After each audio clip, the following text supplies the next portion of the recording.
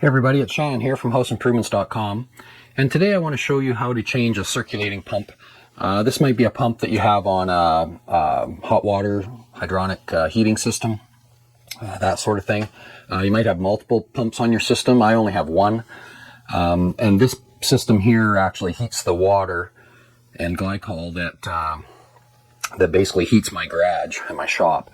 So it circulates through the concrete floor, heating up the entire space. But anyways, the other day I came out, realized that my pump wasn't pumping. It was running, but it wasn't pumping.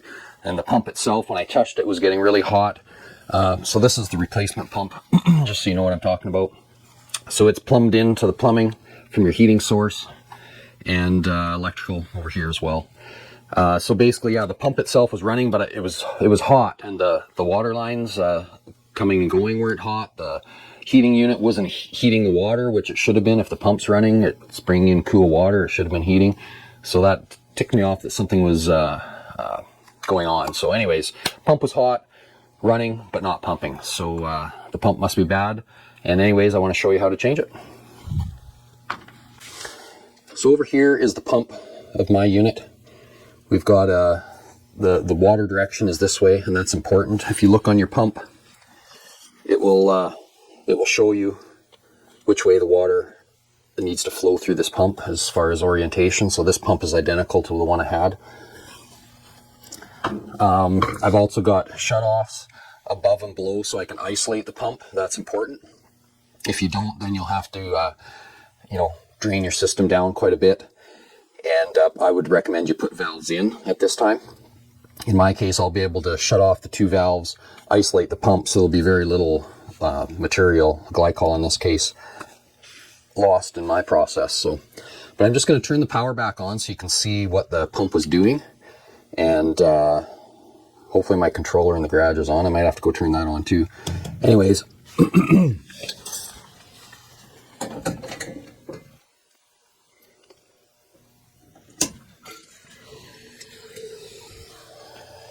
So I'm not sure whether you can hear it. The pump itself is actually is running,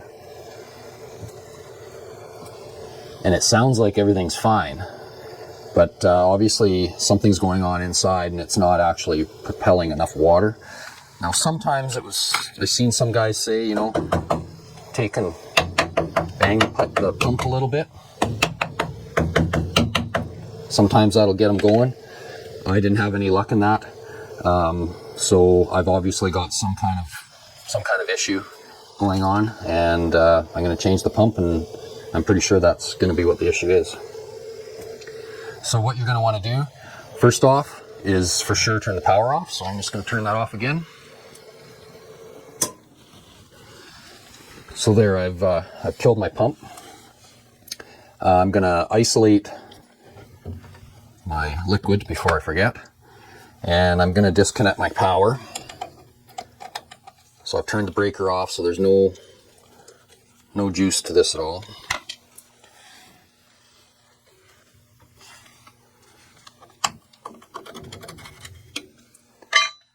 Okay, so should be really simple connections. This is a 120 volt pump.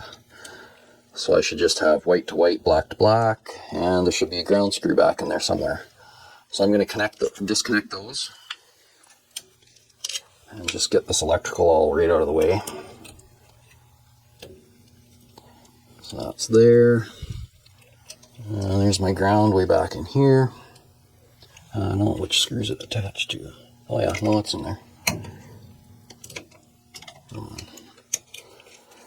So it's just a green colored screw back there, and this bare wire, which is the ground, is connected to it. And I'm going to need this clamp and everything again, so hopefully I can just loosen that off to reuse it.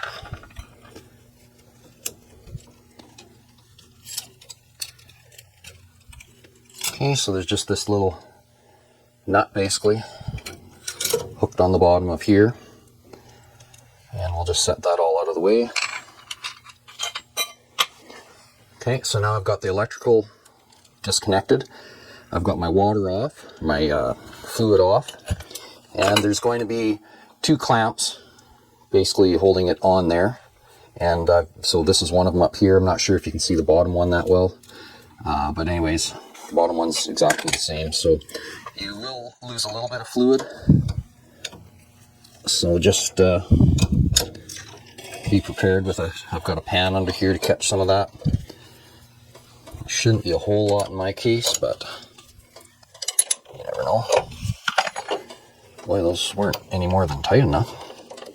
There is a rubber washer in there, so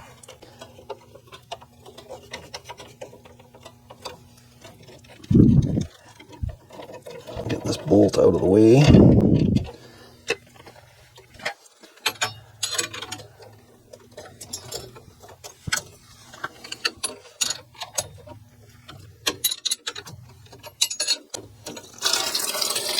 Just have a little bit of water. So basically, in my case, just draining this bit and whatever's in the pump.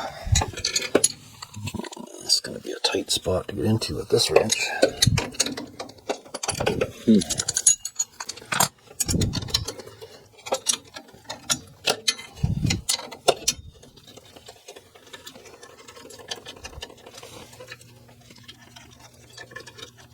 Come on. All right, so I got that. So I can smell the glycol. Basically, it's just an antifreeze mixed into the water of my system. I live in a cold climate, so it's just preventing my system from freezing up. If, like in this case, if this would have quit working in the middle of winter and the shop cooled right down, I could have, basically froze the pipes, and we don't want that to happen. So the glycol's in there to prevent it from freezing. So in my case, this pipe on the top is just kind of free floating, so hopefully it'll kind of hang there. And there's my old pump. There's my old seals. Everything there. So I'm going to set that to the side. Now, like I said, I bought the exact same pump that was on here. And you should be able to find a tag like this on the end of your pump that'll basically tell you all the information that you need to order your new pump. For me, this was a couple $100. It's a it says 115 volt, but 120 volt pump. I'm just taking the wire cover off here so I kind of have this ready. Now there's a plug in the wire connection hole, in both holes. There's one top and bottom, so they just allow you to pop out the one you want. So I'm going to pop out the top one just like the old one was, making sure I've got my arrow the right way. I know that my fluid is going this way. In my case, my system for heating is using a water heater. Now in a lot of areas you're not allowed to do that anymore. Mine was grandfathered because luckily I had done it before the new rules in our area came into effect. So anyways, I've got a natural gas 40 or 50 gallon water heater doing my heating. So in my system, the return line is this upper one. So the water's coming back cooled down already from the room it's heating, goes through the pump forces it into the bottom of the heater, which makes sense, right? Because your burner's in the bottom, and it's getting reheated, and the hot water rises to the top of the water heater and out some other lines. Okay, and it just keeps circulating round like that. All right, so did I get my seals off? I did. So I've got some new seals. I'm just gonna kind of clean that off, make sure I got no gunk or anything in there. And in the end of the pumps, there's a ring here that seal will sit into. So I'm just gonna get these sitting in there. It's kind of a tight fit. I guess it makes it a friction fit in there. So I'm just getting these rings in, taking a little manipulating. It's almost like the ring's bigger than the hole, but it does go in there once it goes, and it kind of stays there. So that must be the way it's intended. So I'm going to set my pump on there and get a bolt started. Come on.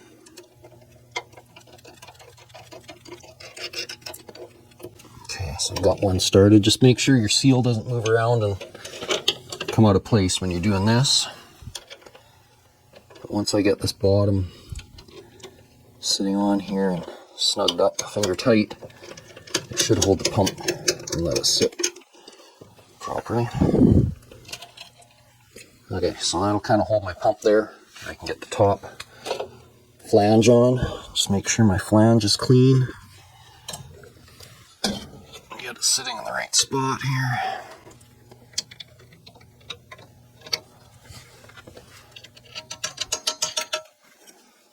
Try not to have my arms in the way, but I'm in pretty tight space here to work, so I'm sorry if it's not showing up 100%.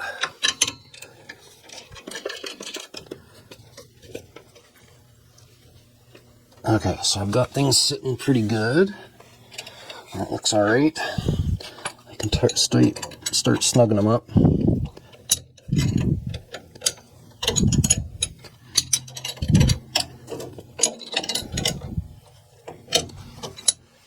Okay, so I'll kind of do one at a time here. I don't want to get one any too tight, so I'm just gonna kind of work away at it. Luckily this one over here isn't turning on the other end, so I'm able to do it with one wrench. Because that big old crescent wrench I brought in is a little big for back in there.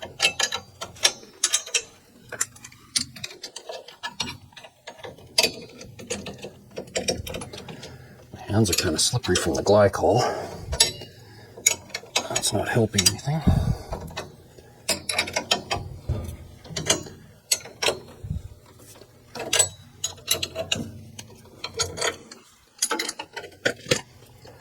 Kind of feeling with my other hand here that that bolt isn't slipping on the other side as I tighten it. So I got those snugged up pretty good. That one's going to be all right.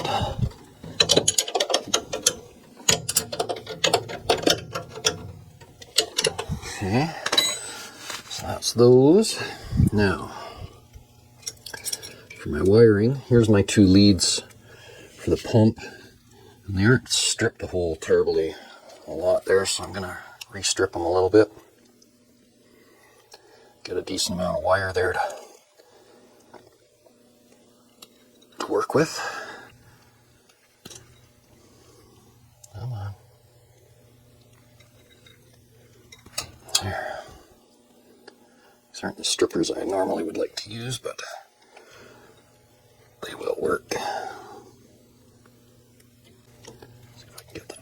There.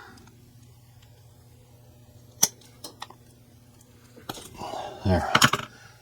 Okay, so I've got, ½ inch or so of the wire exposed.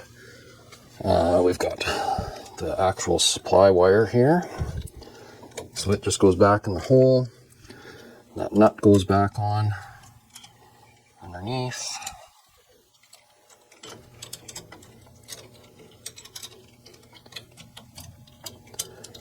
I don't have my normal camera guy here today because there's just not room back here to have two people, barely enough room for me. So I'm just trying to get that tightened up so that's nice in there. I'll do this ground first because it's kind of tucked way in the back there. So loosen the screw off and see if we can't this back around in there. Again, I'm trying not to get in your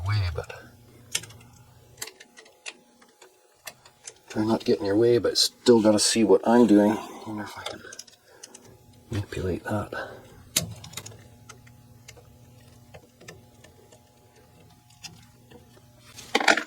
Okay, put that in there. Tighten up that ground. Okay, I've got the ground in. These other two should be easy. So again, just black to black, white to white. Use your wire nut, I guess. It's a generic term.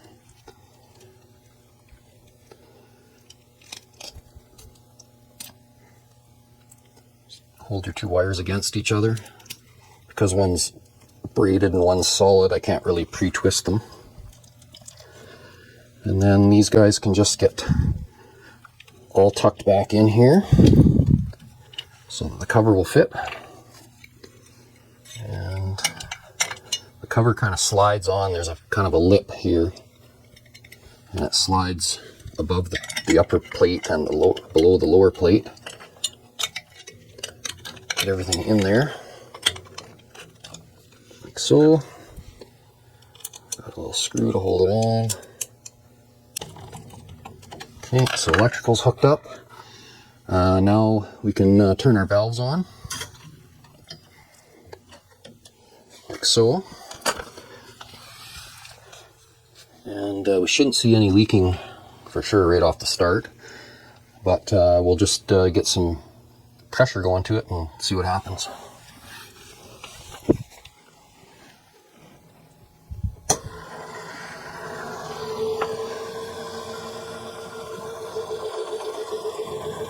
And it should prime up on its own.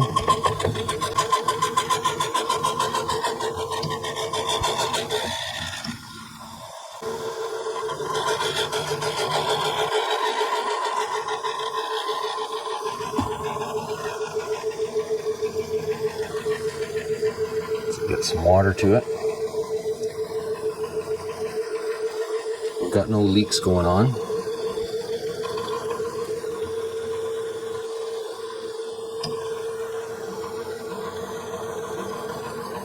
Still, to me, doesn't sound like it's honestly pumping.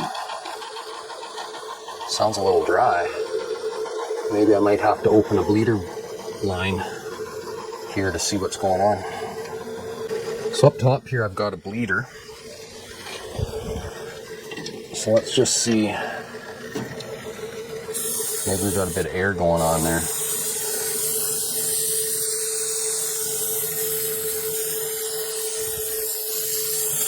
There we go. That is better. So basically just let that air out until I got a little bit of moisture, as you've seen there. And the pump's sounding like it's actually pumping now.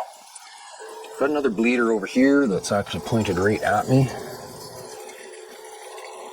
Oh, I know it's pumping because this pipe is getting completely cold now. And that's the pipe, that's the water coming from outside. It's in the floor, so that is definitely pumping. But I don't think you're really gonna see this other bleeder over here, and hopefully it doesn't spray me right in the face. But okay, there we go. That one. Just try this one again. But that second one right away, it let water out. Maybe just a little bit still in there.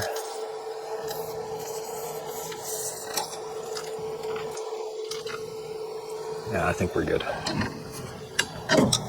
Okay. So I'm just going to dry up some of these little drips so that when I check back later, all this stuff from me messing around is gone. And if there is any water here, I know that it's something new.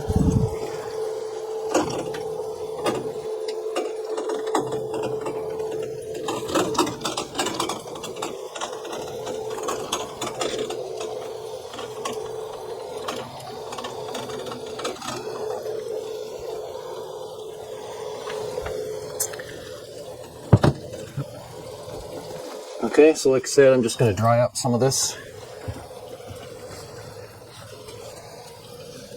moisture here so I can tell if anything is leaked. And I'll come back in the next half an hour or so and just double check that everything's still dry. Oops.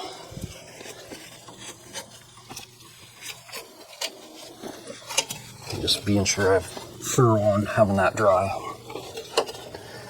Okay, so when I come back, I'm going to be looking in these areas right here and at this other connection down here to be sure that I've got no drips or leaks or anything. But right now, it is definitely working. This is ice cold now. I've got a hot line over here on the back wall that you can't see, and it is nice and warm, which is the water out of the tank heading out. The other one's cold, so. Okay, so it looks like I got that all fixed. That's awesome. Like I said, basically cost me a couple $100, which it was going to cost me whether I had somebody come in or not. Plus they probably would have marked up the price of the pump, and would have been at least probably a $200 call out just to have somebody come and change that. And it's really just water. Water and glycol. So, oh, and there's my water heater igniting. I don't know if you could hear that, but it's obviously already drawn in enough cold water to set off the thermostat. And that'll be my cue to get out of here because it's going to get loud once that fires up. So if you aren't a subscriber already, check out the subscribe button here down below. Click the thumbs up button. That helps us a lot. And go and check out our channel. You'll be surprised what you find.